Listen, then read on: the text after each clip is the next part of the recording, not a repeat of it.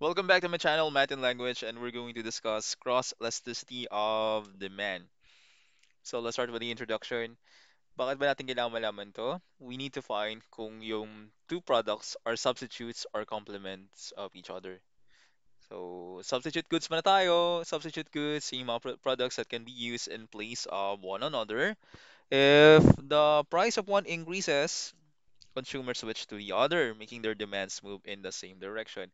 So, for example, yung product A, pag tumaas yung presyo ng product A, ay, sige, doon na lang ako sa product B. Kasi parang magkaparehas lang naman sila eh. For example, let's say yung mga basic muna. Tumaas yung presyo ng apple juice. Ay, okay. Sige, baka mag-orange juice na lang ako. 'Di ba? Tumaas yung presyo ng pamasahe sa bus. Ay, baka mag-ano na lang ako. Mag-LRT na lang ako, MRT. So, tataas yung demand dun sa kabilang produkto. For example, another one, yung Apple iPhone. Taas, ay, tumaas yung presyo ng Apple iPhone. Sige, baka mag-Android na lang muna. Android na lang ako or my phone. Cherry Mobile, ganun. Another one, yung sugar, asukal. Tumaas yung presyo ng asukal. Sige, mag-honey na lang ako. Kasi similar naman sila, substitute goods. Anyway, let's have number two. Complementary goods. So, complementary goods, the products that are typically consumed together. If the price of one increases, consumers buy less of that product. So, which causes them to buy less of the associated good, making their demands move in opposite directions. So, pag ganito, pag tumaas yung presyo ng kotse, then yung quantity demanded ng gas, ay tumaas yung presyo ng kotse, edi bababa din baka di na sila bumili ng kotse dahil doon di sila bibili ng gas kasi partner yun eh, di ba? Gaming consoles, pag tumaas yung presyo ng PS5 at syempre mas konti bumili, eh di mas konti bibili ng video games, di ba? Syempre kailangan mo ng para malaro mo yung video game na yun, kailangan mo ng gaming console. Kunyari Crash Bandicoot, that's a video game. You need a gaming console like PS5 or PS2, PS1, ayan, like that. At ano pa ba? Refrigerators. Kung tumaas yung presyo ng ref, yung mas konti bibili ng ref, eh di mas syempre, yung konsumo ng kuryente, mas mababa, 'di ba? So complementary sila. Another one is yung bread and butter. Tumaas yung presyo ng bread, ay, di naman ako bibili ng bread. Eh di syempre yung butter, mababa din. Di ba? Partner sila eh, palaman, pati tinapay. Anyway, ang mapapansin nyo, pag substitute goods, lagi dito positive, di ba? Yung sagot daw, positive. Substitute goods yun. Ang complementary goods naman, negative yung lalabas sa sagot. We will find out later dun sa mga problem solving na gagawin natin. Sa team formula natin, okay mga rattle. So, kita nyo yung sa numerator, pinaka-numerator natin. Ito muna, hatiin ko ha. Sorry. Ayan. Q2x minus Q1x. So, change of quantity minus ayan. Over mo siya dun sa midpoint. So, average yan. Okay? Tapos, sa price naman, P2y minus P1y over ito, midpoint. Tapos mo may X and Y. Yung X, yung first product, tapos yung Y natin, that will be the second product. Mhm. That will be the second product. So, let's have the first example. The price of coffee increases from 100 pesos to 120 pesos per kilo. Yung as a result daw, the quantity demanded of tea increases from 400 to 500 cups per day. You have to compute the cross elasticity of demand using the midpoint formula. So midpoint formula yung ginagamit nito ha. Kasi alam ko dalawa yung formula dito, but I'm using the midpoint formula. I'll just use this one para masagutan natin. Okay. So hanapin muna, ano dito yung Q and P? So i-didilaw ko yung Q. Q dito, ito. Yung 400 and 500. At yung pink na yun yung price. So ano dito yung X and Y? Kung ano yung sa price, na dito sa formula man, naka-Y siya. So, um, kung saan nakatutok yung price in yung Y. So, yung coffee, the price of coffee, kaya naka-Y, ito yung Y natin. Ang X natin, kaya naging X yan, kaya demanded of T. So, napunta sa kanya yung quantity, sa kanya mapupunta si X. Ganun lang siya. So, let's substitute the formula. Pag Q2, Q1, so before and after. Before yung Q1 and after yung Q2. So, Q2 natin dito is 500. 500 minus mo daw ng 400. Mhm. Tapos, kunin mo yung average ng 500, 400. Lagi ko lang. So, 400 plus 500 over mo ng 2. Lagi ko lang yung malaking fraction bar para malaman mo na ito, i-divide natin dito. Yung pinakasagot dito. Okay, so P2Y, yung after 120, minus mo ng 100, over mo siya dun sa average niyan, that will be 100, plus mo ng 120, over mo ng 2. Okay? Okay, yung pinakasagot dito sa taas, i-divide mo siya sa pinakasagot dun sa baba. Okay, so for dito, sagutin na natin. Again, as much as possible, wag niyo muna siyang diretso na sa calculate agad. Kung kaya niyo siyang i-fraction muna, better. Yung simpleng simplify lang. Sagutin natin yung sa taas. 500 minus 400, that will be 100. Over mo siya sa 400 plus 500, that's 900. Over 2. Step by step to, ha? Hindi ko muna alam ko 450 yan. Kaso, step by step to. Malaking fraction bar dapat yung puti. Siya yung pinakamalaki. So, 120 minus 100, that's 20. American accent kasi. Kaya hindi ko binigas yung T sa pangalawa.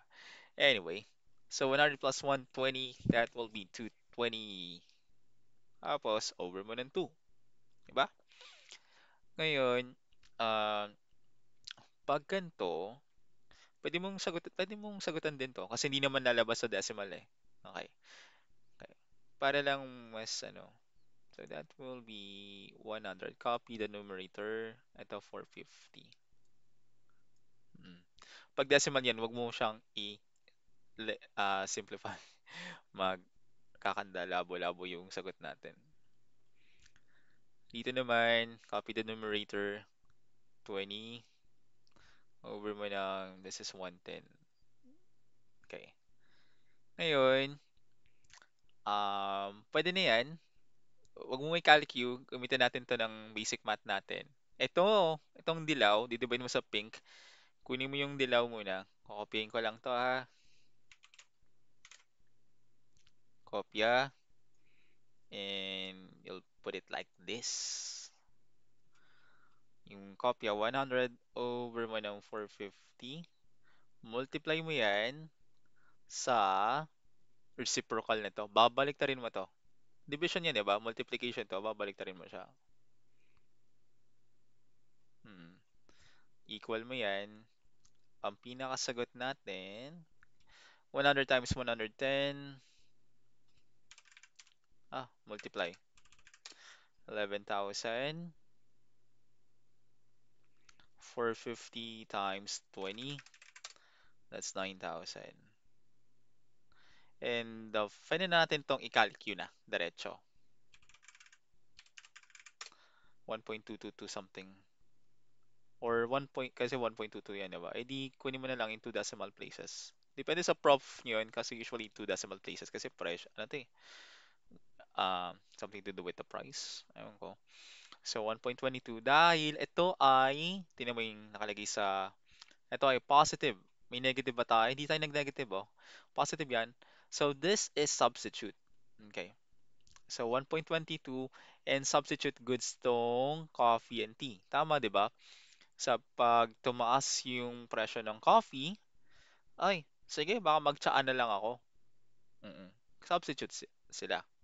Ngayon, positive, 1.22. Let's have the next problem. Kunin ko lang. Let's have the second one. The last na rin to. The price of printers decreases from 5,000 to 4,000. Mababa yung presyo ng printer from 5,000 to 4,000. As a result, the quantity demanded of ink cartridges increases from 1,000 to 1,400. You will compute the cross elasticity of demand using the midpoint formula. Hanapin muna natin dito, ano yung Q, ano yung P. Okay?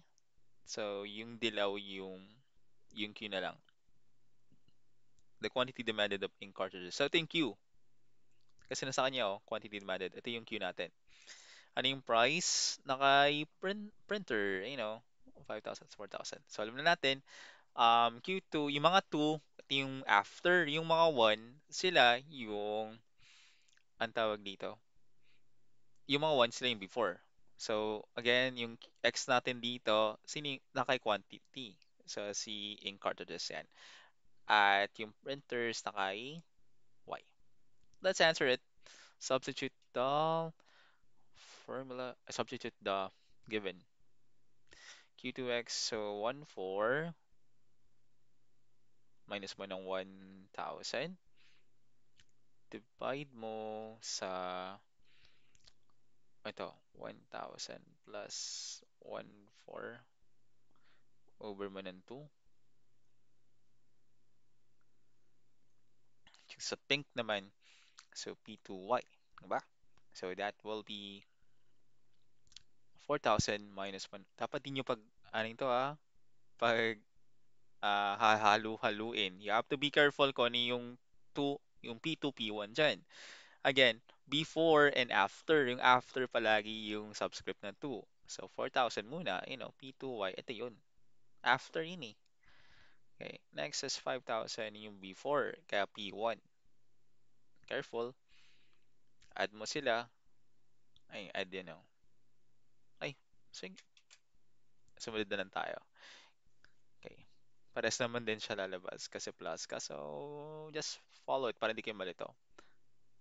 Yung 5,000 ko yung P1, yung P1Y, and yung P2Y ko yung 4,000. Divide ko sila ng 2. You have to be careful with the fraction bar Yung sagot dito, i-divide natin sa pinakasagot dito. Sa ilalim ng puting fraction bar na to.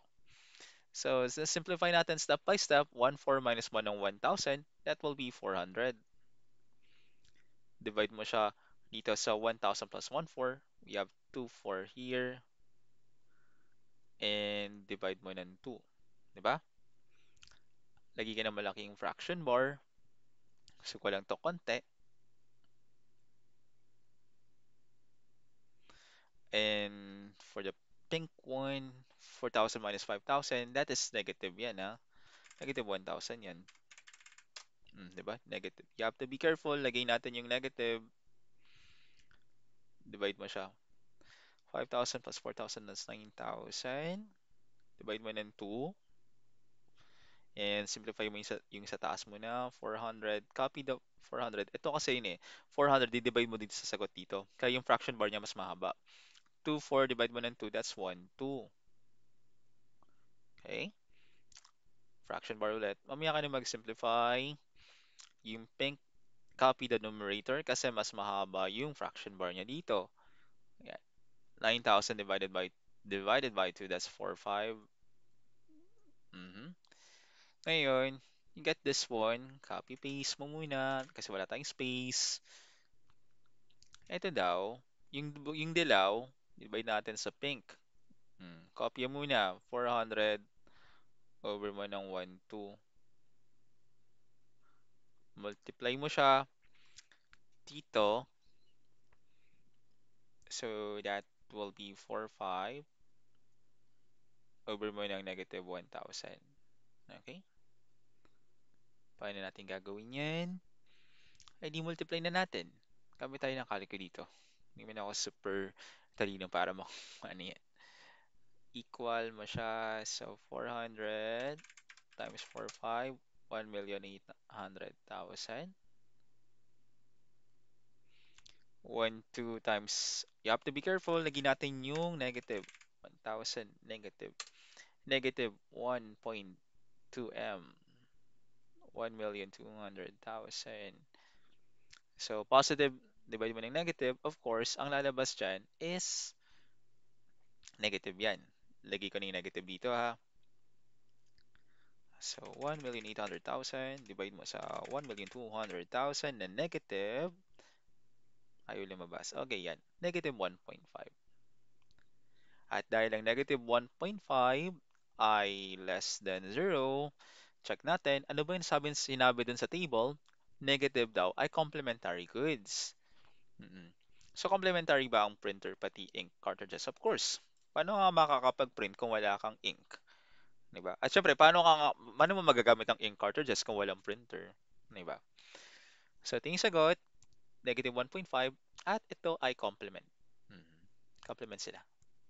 And that's the end of the lesson on how to solve for cross elasticity of demand. If you have questions or in need of clarifications, please comment down. My name is James, and I'm your math and language tutor. I'll see you again for another economics video, accounting, counting lessons, or anything. Basta may math and language. Okay, yun lang. Subscribe rin kayo and like. Thank you. Bye!